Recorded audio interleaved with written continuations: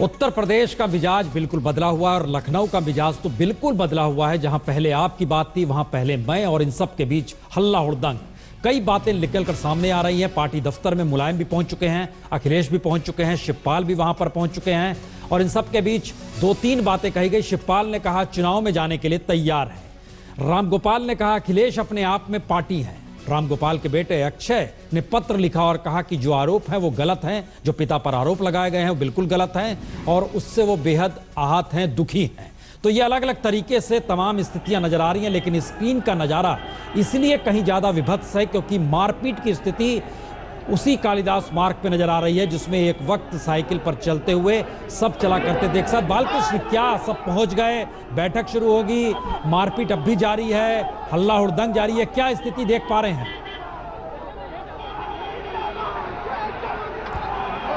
बालकृष्ण,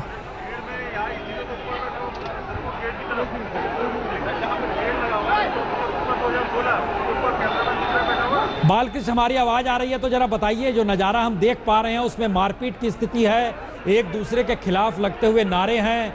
चचा के समर्थक कहते हैं हम संयम बरत रहे हैं, अखिलेश के समर्थक कहते हैं चचा हमको दरकिनार करना चाहते हैं।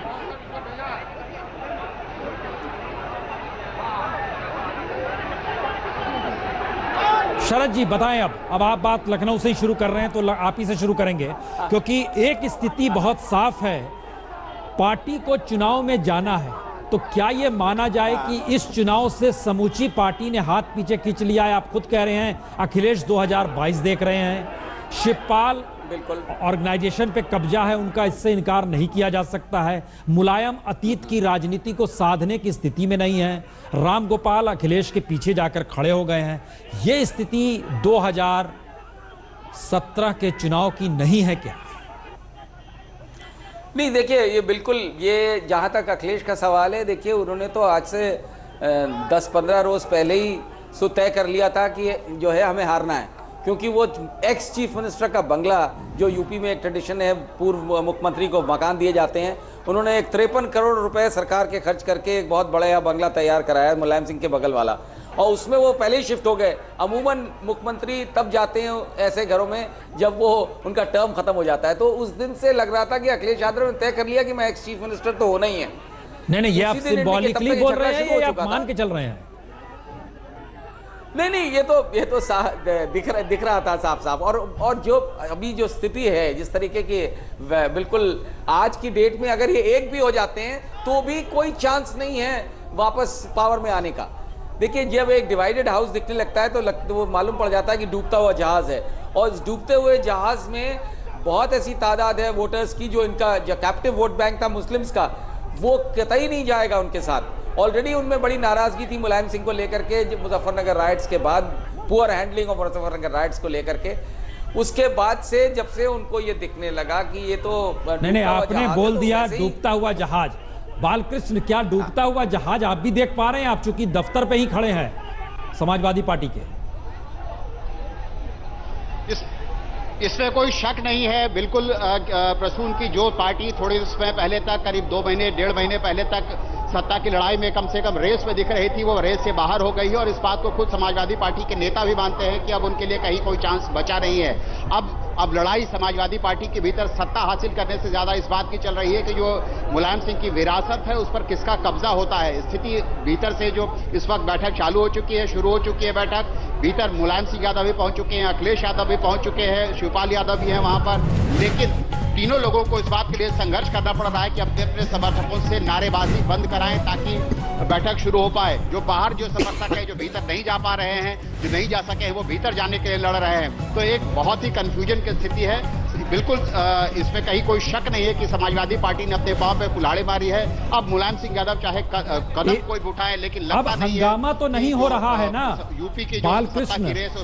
अब हंगामा तो नहीं हो रहा है क्योंकि हमारे स्क्रीन पे बयान चल रहे हैं। अखिलेश ने अपने समर्थकों को कहा हंगामा ना करें, शिवपाल ने समाजवादी पार्टी के कार्यकर्ताओं से कहा आप हंगामा ना करें। तो हंगामा थमा है? बिल्कुल नहीं थमा है प्रसून, हंगामा बिल्कुल अभी भी चल रहा है, क्योंकि दोनों पक्षों के लोग मुलायम सिंह यादव को यह दिखाना चाहते हैं कि ज्यादा लोग किसके साथ हैं। और नारेबाजी करके, अपनी ताकत दिखा करके, अपने नेता का जिंदाबाद करके दोनों पक्ष मुलायम सिंह यादव को ये दिखाना चाहते हैं, शायद अखिलेश यादव के लोग ये दिखाना चाहते हैं मुलायम सिंह को कि लोग पार्टी उनके साथ है। अगर उन्होंने अखिलेश यादव के खिलाफ कोई कदम उठाया तो पार्टी टूट सकती है, इसका एहसास कराने की कोशिश कर रहे हैं अखिलेश यादव के लोग। वहीं दूसरी तरफ शिवपाल यादव के लोग भी जो है अपनी ताकत दिखाना चाहते हैं। तो ये मुलायम सिंह आज के लिए आज फैसले की घड़ी है और इस फैसले की घड़ी में दोनों पक्षों के लोग उनको दिखाना चाहते हैं कि पार्टी हमारे साथ है, कार्यकर्ता हमारे साथ है, नेता हमारे साथ है। संभव है कि आप पूछ पाएं अखिलेश के समर्थकों से या शिवपाल के समर्थकों से कि नेताजी जो कहेंगे वो लोग इसे मानेंगे या नहीं मानेंगे? संभव है? बिल्कुल, हमने दोनों पक्षों के लोगों से बातचीत की और दोनों पक्षों के लोग, अगर आप उनसे कैमरे पे पूछे तो सिर्फ एक बात कहते हैं, अभी पार्टी में ये स्थिति नहीं आई है। जरा सा हम रोक रहे हैं आपको, अखिलेश कुछ कह रहे हैं। नेताजी जो कहें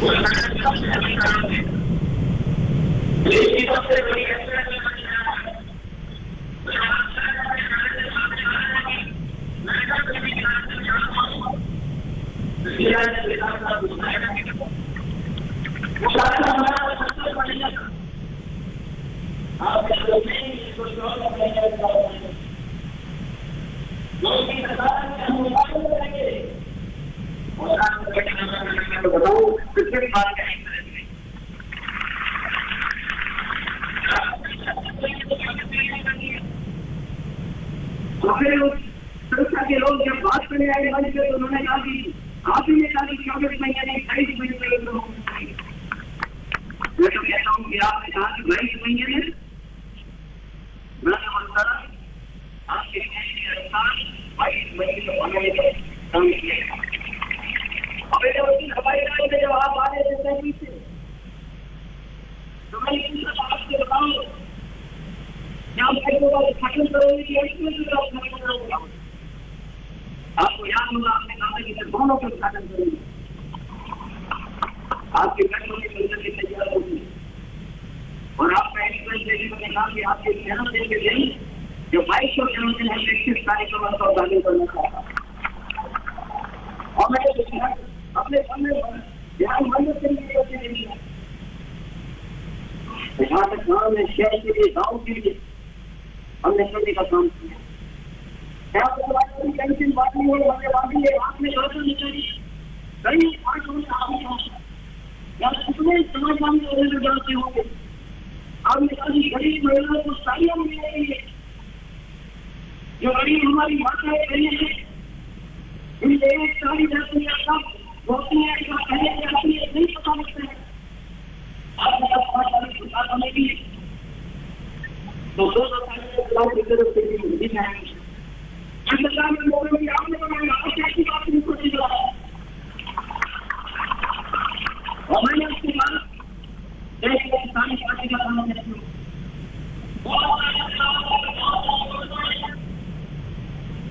अगले वाला में जानते हूँ इसमें मंत्री का चढ़ाव जाने करने को आगे मैंने दिखाने हम सब बड़े करेंगे। मैंने पता नहीं कैसा मामला बन जाएगा अगर हम रामगंज की तारीख दे दें हमारे नए माता नहीं हम राजनीति में हम हरियाणा की तारीख देंगे और अगर किसी को हरियाणा की तारीख देगी हमने सरकार में को कहीं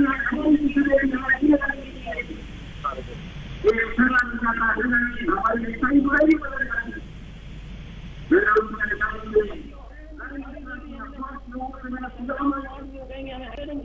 हमें 3 रंग की चाहिए थी, ये झगड़ा लग जाता न जाने हमारी अच्छाई बुराई भी बदल जाती। मैंने उस समय अधिकारियों से राय मशवरा किया, बहुत लोगों से मैंने सुझाव मांगे, उन्होंने कहा कि कुछ मत करो, कम से कम पेंशन दे दो उनको। और आज का प्रदेश वो प्रदेश है जहाँ पर 55 लाख महिलाओं को पेंशन दी जा रही है और जितने विधायक बैठे हैं, जितने प्रत्याशी थे, जब विधानसभा के कार्यक्रम हुए थे वो आप जानते होंगे कि विधानसभा में किस तरीके से जन सैलाब आपके सामने बैठा था और उन उपलब्धियों का आपने गुणगान किया। आज हमारी पहली इच्छा थी इस बात की कि हम अंग्रेजी के खिलाफ, हम करोड़े के खिलाफ हैं। हमारा पूरा चुनाव एक बार चला गया था इसी वजह से कि हमें तालिबान भी कर दिया गया था समाजवादियों को। मैंने घोषणा पत्र में घोषणा पत्र बना था, जगजीवन बाबू जी जानते होंगे, आप जगजीवन बाबू जी से पूछे कितने लाख उन्होंने बनवाए थे घोषणा पत्र। जो मेरे सामने आया मैंने कहा इससे सरकार नहीं बनेगी, कुछ न कुछ नया करना चाहिए। मैंने उस समय घोषणा पत्र को रोक दिया। मैंने आपसे कहा नेता जी मैं कुछ चीज जोड़ना चाहता हूँ इसमें। आपने कहा जोड़ दो जो जोड़ना चाहते हूँ।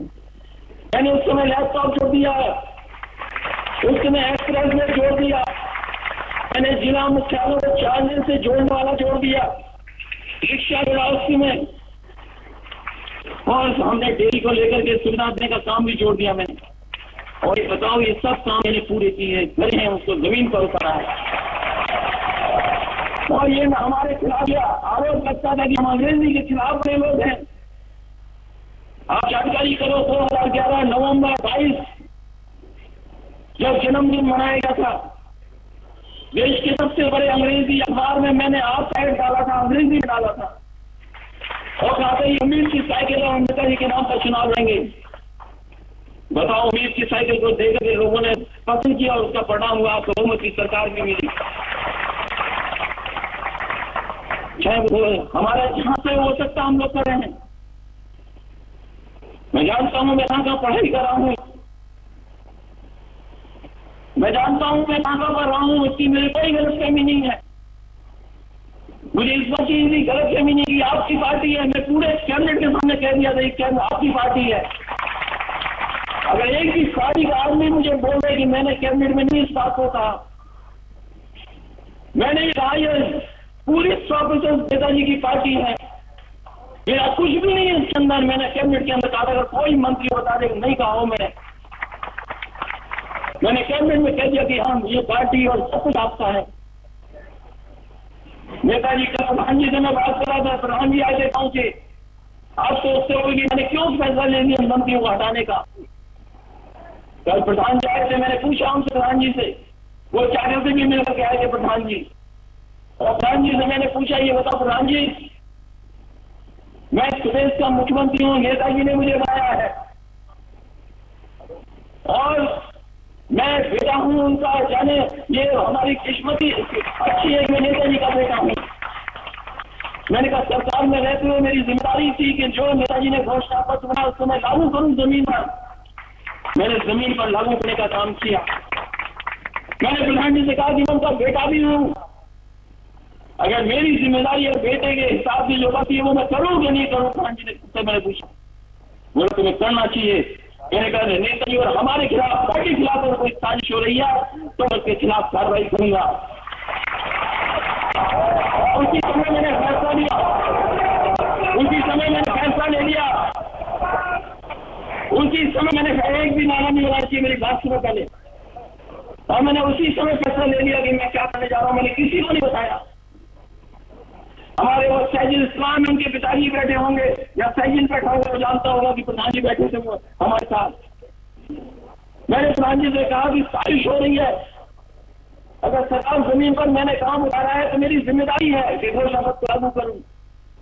मेरी दूसरी जिम्मेदारी है जब साजिश हो रही है तो उसके खिलाफ मैं खड़ा हो जाऊं। और इसलिए मैंने फैसला लिया, किसी चाचा से नहीं मैंने पूछा, मैंने आगे नहीं पूछा कि मैं हटाऊंगा कि नहीं हटाऊंगा। मैंने किसी तारीख चौधरी से भी नहीं पूछा कि मैं हटाऊंगा कि नहीं हटाऊंगा। इसलिए साजिश मैं बता दूं साजिश क्यों हो रही है। मुझे आप प्रदेश अध्यक्ष हटा देते, मुझे कोई आपत्ति नहीं थी। आप मुझे कहते इस्तीफा दे दो, मैं इस्तीफा दे देता। और उस दिन 12 तारीख के दिन नेताजी आपने मुझसे कहा कि ये प्रजापति को तुम बचाते क्यों नहीं हो। मैंने कहा नेताजी मैं बचाऊंगा। अब तुम मुख्यमंत्री तुम चाहो तो बचा लोगे इसको। मैंने कहा नेताजी मैं मदद करूंगा। आपने कहा कि मुख्यमंत्री चाहेगा तो ही बच जाएगा। मैंने कहा प्रजापति मेरा कहना था मानता है। फिर आपको दोबारा फोन आया मेरे पास कि ये प्रजापति को हटा दो, राजकिशोर को हटा दो और कमाल को हटा दो। नेताजी मैंने ये गलती की, कमाल अख्तर को मैंने रोक दिया, मैंने नहीं हटाया, और राजकिशोर और प्रजापति को मैंने हटा दिया और प्रमुख सचिव खनन को मैंने हटा दिया। उस बाद प्रजापति भागे दिल्ली आपके पास, और आपके पास से आपने कहा कि दीपक सिंगल को हटाओ, ये बहुत बेईमान है।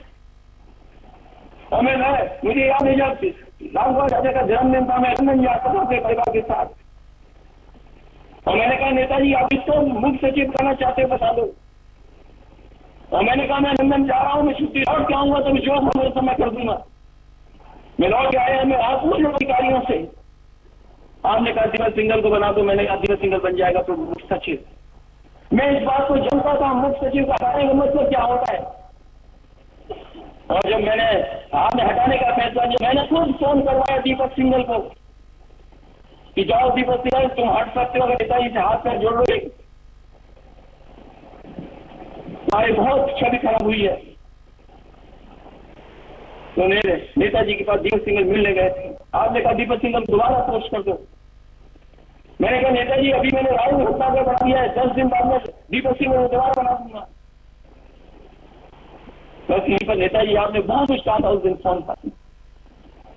आपने पार्टी कार्यालय में कहा मुझे जिस दिन 13 तारीख को चाचा ने इस्तीफा देने की बात कही मैनपुरी को, 14 में कहा 15 तारीख को आपने कहा कि ऐसी तैसी हो जाएगी।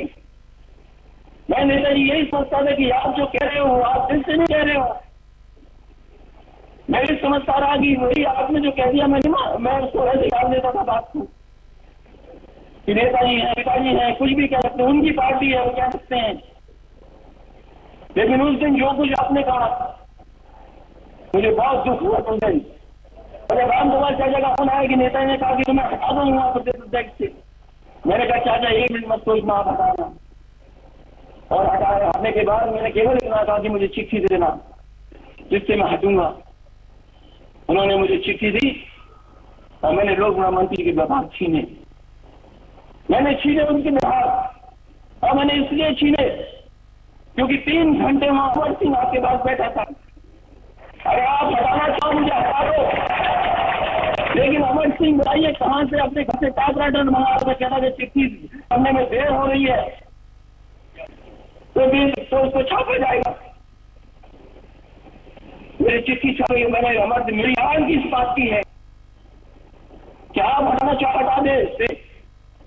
लेकिन अमर सिंह ने आज के जमाने में ट्वीट होता है रीट्वीट होता है, आप उनके अकाउंट से पता कर लो। उन्होंने कहा था कि अक्टूबर के महीने में उत्तर प्रदेश में बड़ा बदलाव आएगा। आप दिल्ली में सबसे पूछो, आपके बहुत संपर्क वाले लोग हैं यहाँ जो बहुत बुद्धिजीवी लोग बैठे हैं, वो कह रहे थे नवंबर में अखिलेश नहीं रहेगा मुख्यमंत्री। ये अमर सिंह कह रहे हैं। मेरा आपसे कोई नाराजगी नहीं है, लेकिन आपके खिलाफ अगर साजिश होगी और आपकी पार्टी के खिलाफ साजिश होगी तो मेरी मजबूरी है बोलना। और मैं आपको बता दे रहा हूं कि राम गोपाल चाचा ने नहीं कहा था हटाने के लिए, मैं चाचा को इस बात से बताता हूं। आज जब खानों को लेकर हटाता हूं तो मेरे कोई वो नहीं मुझे क्या कर देते।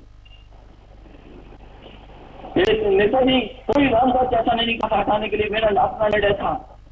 प्रधान जी से आप पूछ लीजिए और इकराम साहब है उनके पिताजी से पूछ लीजिए। मैं आपका धन्यवाद देता हूं। हालांकि मैं बोल पाता हूं क्योंकि बहुत सारे सवाल मेरे सामने खड़े होते, क्योंकि लोग सुनना चाहते थे। मैंने कह दिया मैं नेताजी आपकी पार्टी को आगे बढ़ाया, मैंने इस उत्तर प्रदेश को आगे बढ़ाया मैंने, और मेरी जिम्मेदारी बनी है उत्तर प्रदेश को बढ़ाने की आगे। इसलिए मैं इस जिम्मेदारी को लगातार निभाता रहा हूं क्योंकि बहुत सारे काम अभी अधूरे पड़े हैं, उन कामों को पूरा करना है। लोग मुझ पर उंगली उठाएंगे कि तुमने बड़ा दावा किया था कि देश की सबसे बड़ी रफ्तार से मेट्रो बनाओगे आप। मैंने लखनऊ की मेट्रो बना दी है और बहुत जल्दी आने वाली है। एक्सप्रेस बनने जा रहा है, वो मैं जल्दी के दिन आपको उद्घाटन करने के लिए कहा है। इसलिए मैंने कहा कि जो साजिश करेंगे स्वयं के खिलाफ मैं बोलूंगा। इसलिए मैं अपने नेताओं से अपने अध्यक्षों से अगर मैंने कोई सीमा से बाहर जाकर के बात करी हो तो मुझे माफ कर देना, क्योंकि मैं इन बातों को लेकर के रख करके अगर कोई मुझसे कोई सवाल पूछेगा उसका जवाब मैं देने को तैयार हूं। नहीं मुझे कैरियर मेरा अगर आप तो कैरियर है आपकी पार्टी है तो मेरा भी कैरियर है, मैं भी बर्बाद हुआ हूं। मैं कोई काम नहीं कर सकता। दूसरा मैं कौन सा काम करूंगा? दूसरा जिस ऊंचाई से आपने पहुंचाया मुझे, हंसते तो जो ऊंचाई से हट जाऊं वहां से चल जाऊं कहीं और। बहुत सारे लोग हैं, बहुत सारे लोग हैं मेरे खिलाफ क्या नहीं बोलते थे, मैं जानता हूं मेरे खिलाफ क्या नहीं बोलते थे। नेताजी आपको जो अपने वफादार लगे, जो आपको ईमानदार लगे, मैंने कई बार हम लोगों से कि अगर तुम नेताजी के वफादार हो, नेताजी के प्रति तुम ईमानदार हो, तो तुम्हारी जिम्मेदारी है कि नेताजी को ईमानदारी तो सच बताना होगा आपको। मैं तो पार्टी के तमाम लोगों से कहूंगा जो आपके दिन में हो, जो सच हो जमीन पर, वो नेताजी को जरूर बताना, चिट्ठी लेकर के बता देना चाहे, और चाहे उनसे मिल करके बता देना। बहुत बहुत धन्यवाद।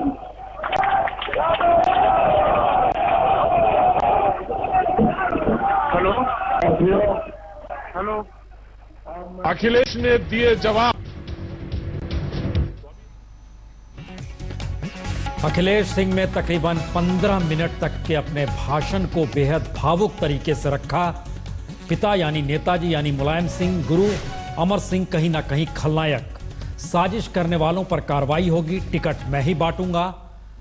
कई लोग गलतफहमी पैदा कर रहे हैं, पार्टी आपकी है, आप जो कहेंगे वही होगा, आप ही के कहने पर जो होते रहा इससे पहले उसी रूप में मैं आगे बढ़ते रहा, लेकिन कुछ आपको भ्रमित कर रहे हैं, अलग दिशा में ले जा रहे हैं। अखिलेश के भाषण में कहीं इस बात का हालांकि जिक्र नहीं कि वह कोई अलग राह पकड़ेंगे, लेकिन इस बात का जिक्र ठसक के साथ कि दरअसल मैं ही हूं जो कि आपकी पार्टी को आगे ले जा रहा हूं। जो बात करनी है हमें करनी चाहिए। बीच में कहां से अमर सिंह की एंट्री हो गई। जिस तरीके से मैंने पार्टी बनाई, सत्ता चलाई, जब से आप दिल्ली में थे उसके बाद से मैंने जो स्थितियां देखी, उसमें अब टिकट मैं ही बांटूंगा, चुनाव होने वाले हैं, यानी कहीं सरकार और पार्टी दोनों पर अपने वर्चस्व को रखते हुए, और सही मायने में कहे तो जो जिक्र से पहले बयान के तौर पर आया था कि मैं ही उत्तराधिकारी हूं, उस उत्तराधिकारी शब्द को परिभाषित करते हुए अपनी बातों का जिक्र किया। शरद जी, हाँ क्या समझे आप? जी हेलो, हाँ बोलें बोलें, क्या भाषण से क्या निकला? मुझे देखिए भाषण बहुत ही भावुक था, और जो अखिलेश ने बड़े खुल के अपनी पूरी बात कह दी है, अच्छा बुरा सब कुछ कह दिया। अब ये देखना है कि इसके ऊपर मुलायम सिंह का, देखिए इससे एक चीज भी स्पष्ट है कि अखिलेश यादव खामोशी से नहीं लेंगे कोई भी कार्रवाई अगर उनके खिलाफ जाती है। ओके, अखिलेश इसमें उन्होंने शिवपाल को अवॉइड किया है, शिवपाल का मेंशन अवॉइड किया है, जहां तक मैंने जो मैंने सुना। बिल्कुल बिल्कुल आपने ठीक सुना। और उससे बड़ा स्पष्ट है, और रामगोपाल यादव को बिल्कुल सपोर्ट किया है, क्योंकि रामगोपाल यादव ही उनके एक सपोर्टर रहे हैं इस पूरे ठीक है मिशन में। नहीं एक तो मिनट मैडम, सबकी राय लेते हुए जरा आगे चलेंगे। रुमलेश जी, क्या लगा आपको भाषण सुनने के बाद?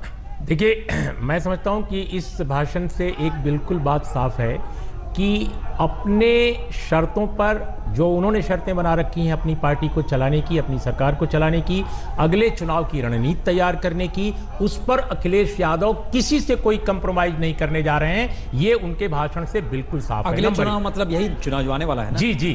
तो इसमें कोई कंप्रोमाइज अखिलेश नहीं करेंगे किसी से भी। एक तो ये निकलता है इस भाषण से।